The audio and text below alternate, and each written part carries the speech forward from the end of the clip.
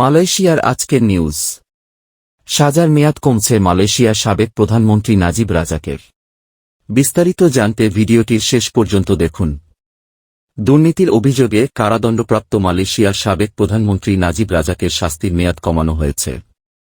দেশটির রাজকীয় বোর্ড তার কারাদণ্ডের মেয়াদ 12 বছর থেকে কমিয়ে 6 বছর করেছে বলে জানা গেছে। সোমবার ইস্তানা নেগারায় রাজার 16তম সমাবেশে নাজিব রাজাকের কারাদণ্ড 12 বছর থেকে কমিয়ে 6 বছর করার বিষয়টি উঠে আসে। বোর্ড সভায় সভাপতিত্ব করেন তৎকালীন ইয়ান ডিপার্তুয়ান আগং আল সুলতান আবদুল্লাহ রিয়াতুদ্দিন আল মুস্তফা বিল্লাহ শাহ। বৈঠকটি ইয়ান ডিপার্তুয়ান আগং আল সুলতান আবদুল্লাহ রিয়াতুদ্দিন আল মুস্তফা বিল্লাহ শাহের রাজত্বের সমাপ্তির আগে শেষ সরকারি সমাবেশ ছিল। পেকানের সাবেক এমপি নাজিব রাজাক 2020 সালে 1MDB কেলেঙ্কারি সম্পর্কিত দুর্নীতির অভিযোগে দোষী সাব্যস্ত হন।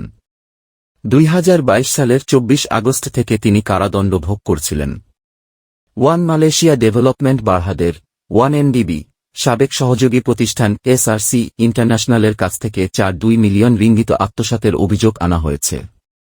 রাষ্ট্রায়ত্ত ওয়ান মালয়েশিয়া ডেভেলপমেন্ট বারহাদ 1MDB থেকে ঘুষ গ্রহণের অভিযোগ প্রমাণিত হওয়ার পর তাকে এ কারাদণ্ড দেয়া হয়। গেল বছরের 31 মার্চ ফেডারেল কোর্ট নাজিবের দোষী সাব্যস্তের রায় ও 12 বছরের কারাদণ্ড বহাল রাখার সিদ্ধান্তকে চ্যালেঞ্জ করে রিভিউ আবেদন খারিজ করে দেন। এরপর সোমবার 2 জানুয়ারি ইস্তানা নেগারায় দেশটির রাজার নেতৃত্বাধীন রাজকীয় বোর্ড নাজিব রাজাকের কারাদণ্ড 12 বছর থেকে কমিয়ে 6 বছর করার সিদ্ধান্ত নেন। 2028 সালের আগস্টে নাজিবের সাজার মেয়াদ শেষ হবে বলে আশা করা হচ্ছে।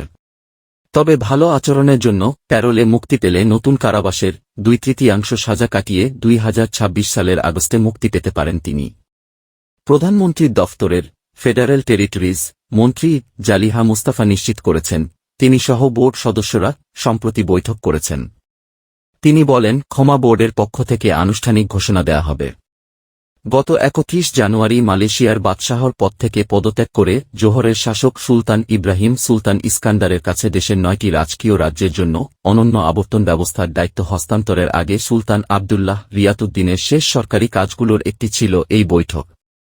এ বিষয়ে নাজিবের প্রধান কৌশলী মোহাম্মদ শফি আবদুল্লাহ জানিয়েছেন, ক্ষমা বোর্ডের কোনো সিদ্ধান্ত সম্পর্কে তাকে এখনও কিছু জানানো হয়নি। এদিকে ইউনাইটেড মালয়েস ন্যাশনাল অর্গানাইজেশনের UMNO সাবেক সভাপতি নাজিব এখনও দলে ব্যাপক প্রভাব বিস্তার করতে পারেন বলে মনে করা হচ্ছে, যা প্রধানমন্ত্রী আনোয়ার ইব্রাহিমের ঐক্য সরকারের অংশ। নাজিব রাজাক 2018 সালের মে মাস পর্যন্ত 9 বছর মালয়েশিয়ার প্রধানমন্ত্রী ছিলেন।